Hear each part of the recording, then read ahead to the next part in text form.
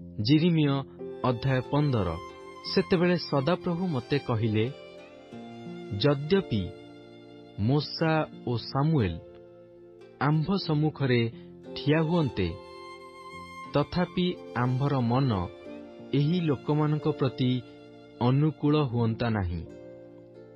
ସେମାନଙ୍କୁ ଆମ୍ଭ ଦୃଷ୍ଟିରୁ ଦୂର କର, ସେମାନେ ବାହାରି ଯାଆନ୍ତୁ। ପୁଣି ଯେବେ ସେମାନେ ତୁମ୍ଭକୁ କହନ୍ତି, ଆମ୍ଭେମାନେ କେଉଁଠାକୁ ବାହାରି ଯିବା, ତେବେ ତୁମ୍ଭେ ସେମାନଙ୍କୁ ଏହା କହିବ, ସଦାପ୍ରଭୁ ଏହି କଥା କହନ୍ତି, ହତଯୋଗ୍ୟ ଲୋକମାନେ ହତ ସ୍ଥାନକୁ, ଖଡ୍ଗଯୋଗ୍ୟ ଲୋକମାନେ ଖଡ୍ଗ ନିକଟକୁ, ଦୁର୍ଭିକ୍ଷ ଯୋଗ୍ୟ ଲୋକମାନେ ଦୁର୍ଭିକ୍ଷ ସ୍ଥାନକୁ ଓ ବନ୍ଦିତ୍ୱର ଯୋଗ୍ୟ ଲୋକମାନେ ବନ୍ଦୀ ସ୍ଥାନକୁ ଯାଆନ୍ତୁ। ପୁଣି ସଦାପ୍ରଭୁ କହନ୍ତି, ଆମ୍ଭେ ବଧ କରିବା ନିମନ୍ତେ ଖଡ୍ଗ, ବିଦୀର୍ଣ୍ଣ କରିବା ନିମନ୍ତେ କୁକୁରଗଣ, ପୁଣି ଗ୍ରାସ ଓ ବିନାଶ କରିବା ନିମନ୍ତେ ଖେଚର ପକ୍ଷୀଗଣ ଓ ଭୂଚର ପଶୁଗଣ, ଏହି 4 ଜାତିକି ସେମାନଙ୍କ ଉପରେ ନିଯୁକ୍ତ କରିବା। ଆଉ ଜିହୁଦାର ରାଜା ହିଜକିୟର ପୁତ୍ର ମନସିର ଜିରୁସାଲମରେ କୃତକାର୍ଯ୍ୟ ସକାଶୁ ଆମ୍ଭେ ସେମାନଙ୍କୁ ପୃଥିବୀର ଯାବତୀୟ ରାଜ୍ୟରେ ଏଣେ ତେଣେ ନିକ୍ଷିପ୍ତ କରାଇବା। କାରଣ ହେ ଜିରୁସାଲମ, କିଏ ତୁମ୍ଭକୁ ଦୟା କରିବ, ଅବା କିଏ ତୁମ୍ଭ ଲାଗି ବିଳାପ କରିବ, ଅଥବା ତୁମ୍ଭର ମଙ୍ଗଳ ବିଷୟ ପଚାରିବା ପାଇଁ କିଏ କତିକି ଆସିବ? ସଦାପ୍ରଭୁ କହନ୍ତି, ତୁମ୍ଭେ ଆମ୍ଭକୁ ଅଗ୍ରାହ୍ୟ କରିଅଛ, ତୁମ୍ଭେ ପଛକୁ ହଟି ଯାଇଅଛ। ଏ ନିମନ୍ତେ ଆମ୍ଭେ ତୁମ୍ଭ ବିରୁଦ୍ଧରେ ଆପଣା ହସ୍ତ ବିସ୍ତାର କରି ତୁମ୍ଭକୁ ନଷ୍ଟ କରିଅଛୁ। ଆମ୍ଭେ କ୍ଷମା କରି କରି କ୍ଳାନ୍ତ ଅଛୁ। ଆମ୍ଭେ ସେମାନଙ୍କୁ ଦେଶର ପୁରଦ୍ୱାର ସମୂହରେ କୁଲାରେ ପାଛୁଡ଼ିଅଛୁ। ଆମ୍ଭେ ସେମାନଙ୍କୁ ସନ୍ତାନ ସନ୍ତତି ବିହୀନ କରିଅଛୁ। ଆମ୍ଭେ ଆପଣା ଲୋକମାନଙ୍କୁ ବିନାଶ କରିଅଛୁ। ସେମାନେ ଆପଣା ଆପଣା ପଥରୁ ଫେରି ନାହାନ୍ତି।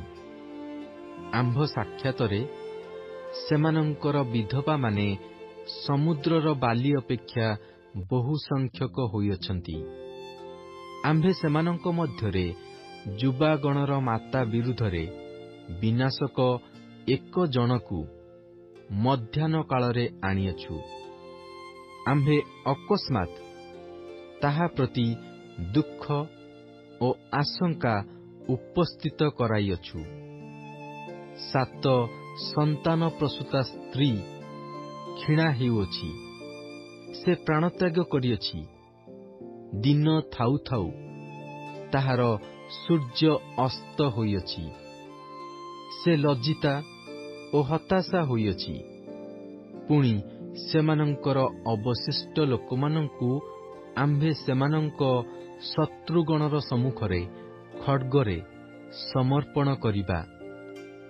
ଏହା ସଦାପ୍ରଭୁ କହନ୍ତି। ଗୋ ଆମ୍ଭର ମାତ, ମୁଁ ସନ୍ତାପର ପାତ୍ର। ତୁମ୍ଭେ ମୋତେ ସମୁଦାୟ ପୃଥିବୀର ବିରୋଧ ଓ ବିବାଦର ପାତ୍ର କରି ଜାତ କରିଅଛ। ମୁଁ ସୁଧ ନିମନ୍ତେ ଋଣ ଦେଇନାହିଁ, କିଅବା ଲୋକେ ମୋତେ ସୁଧ ଲାଗି ଋଣ ଦେଇନାହାନ୍ତି। ତଥାପି ସେମାନଙ୍କର ପ୍ରତ୍ୟେକ ଜଣ ମୋତେ ଶାପ ଦିଅନ୍ତି। ସଦାପ୍ରଭୁ କହିଲେ, ଆମ୍ଭେ ନିଶ୍ଚୟ ମଙ୍ଗଳ ନିମନ୍ତେ ତୁମ୍ଭକୁ ସବଳ କରିବା। ଆମ୍ଭେ ନିଶ୍ଚୟ ବିପଦ ଓ ଦୁର୍ଦ୍ଦଶା ସମୟରେ ତୁମ୍ଭ ଶତ୍ରୁଗଣକୁ ତୁମ୍ଭ ନିକଟରେ ବିନତି କରାଇବା। ଲୌହ, ଉତ୍ତର ଦେଶୀୟ ଲୌହ ଓ ପିତ୍ତଳ କି କେହି ଭାଙ୍ଗିପାରେ? ଆମ୍ଭେ ତୁମ୍ଭର ସମ୍ପତ୍ତି ଓ ଧନଭଣ୍ଡାର ସବୁ ବିନା ମୂଲ୍ୟରେ ଲୁଟିତ ହେବା ପାଇଁ ଦେବା ଓ ତୁମ୍ଭର ସମୁଦାୟ ଅଞ୍ଚଳରେ ତୁମ୍ଭ ପାପ ସମୂହର ସକାଶେ ତାହା କରିବା। ପୁଣି ଆମ୍ଭେ ସେ ସମସ୍ତଙ୍କୁ ତୁମ୍ଭ ଶତ୍ରୁଗଣର ସଙ୍ଗରେ ତୁମ୍ଭ ଅଜ୍ଞାତ ଏକ ଦେଶକୁ ନେଇଯିବା। କାରଣ ଆମ୍ଭର କ୍ରୋଧରୂପ ଅଗ୍ନି ପ୍ରଜ୍ୱଳିତ ହୋଇଅଛି, ତାହା ତୁମ୍ଭମାନଙ୍କୁ ଦଗ୍ଧ କରିବ। ହେ ସଦାପ୍ରଭୁ, ତୁମ୍ଭେ ଜାଣୁଅଛ, ମୋତେ ସ୍ମରଣ କର ଓ ମୋହର ତତ୍ତ୍ୱାନୁସନ୍ଧାନ କର। ପୁଣି ମୋର ତାଡ଼ନାକାରୀମାନଙ୍କଠାରୁ ପରିଶୋଧ ନିଅ। ତୁମ୍ଭର ଦୀର୍ଘ ସହିଷ୍ଣୁତା ସକାଶୁ ମୋତେ ସଂହାର କର ନାହିଁ। ମୁଁ ତୁମ୍ଭ ସକାଶୁ ନିନ୍ଦା ଭୋଗ କରିଅଛି, ଏହା ଜ୍ଞାତ ହୁଅ। ତୁମ୍ଭର ବାକ୍ୟ ପ୍ରାପ୍ତ ହେଲା, ପୁଣି ମୁଁ ତାହା ଭୋଜନ କଲି।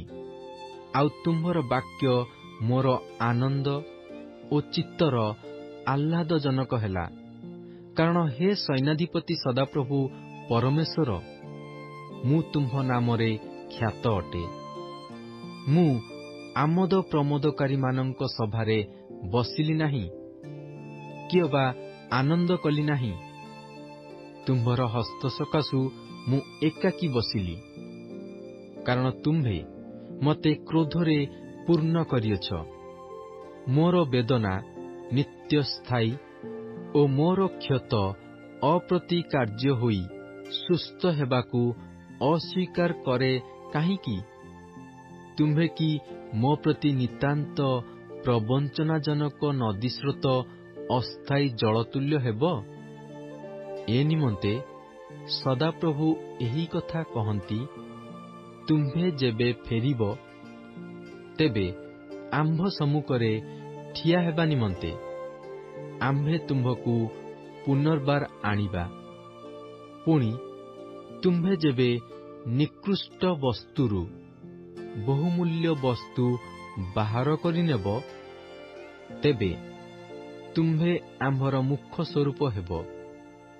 ସେମାନେ ତୁମ୍ଭ କତିକି ଫେରିଆସିବେ, ମାତ୍ର ତୁମ୍ଭେ ସେମାନଙ୍କ କତିକି ଫେରିଯିବ ନାହିଁ। ପୁଣି ଆମ୍ଭେ ଏହି ଲୋକମାନଙ୍କ ନିକଟରେ ତୁମ୍ଭକୁ ପିତ୍ତଳର ଦୃଢ଼ ପ୍ରାଚୀର ସ୍ୱରୂପ କରିବା। ସେମାନେ ତୁମ୍ଭ ସଙ୍ଗେ ଯୁଦ୍ଧ କରିବେ, ମାତ୍ର ତୁମ୍ଭକୁ ପରାଜୟ କରିପାରିବେ ନାହିଁ। କାରଣ ସଦାପ୍ରଭୁ କହନ୍ତି, ତୁମ୍ଭକୁ ତ୍ରାଣ କରିବା ପାଇଁ ଓ ତୁମ୍ଭକୁ ଉଦ୍ଧାର କରିବା ପାଇଁ ଆମ୍ଭେ ତୁମ୍ଭ ସଙ୍ଗେ ସଙ୍ଗେ ଅଛୁ। ପୁଣି ଆମ୍ଭେ ତୁମ୍ଭକୁ ଦୁଷ୍ଟମାନଙ୍କ ହସ୍ତରୁ ଉଦ୍ଧାର କରିବା ଓ ଆମ୍ଭେ ତୁମ୍ଭକୁ ଭୟଙ୍କର ଲୋକମାନଙ୍କ ହସ୍ତରୁ ମୁକ୍ତ କରିବା।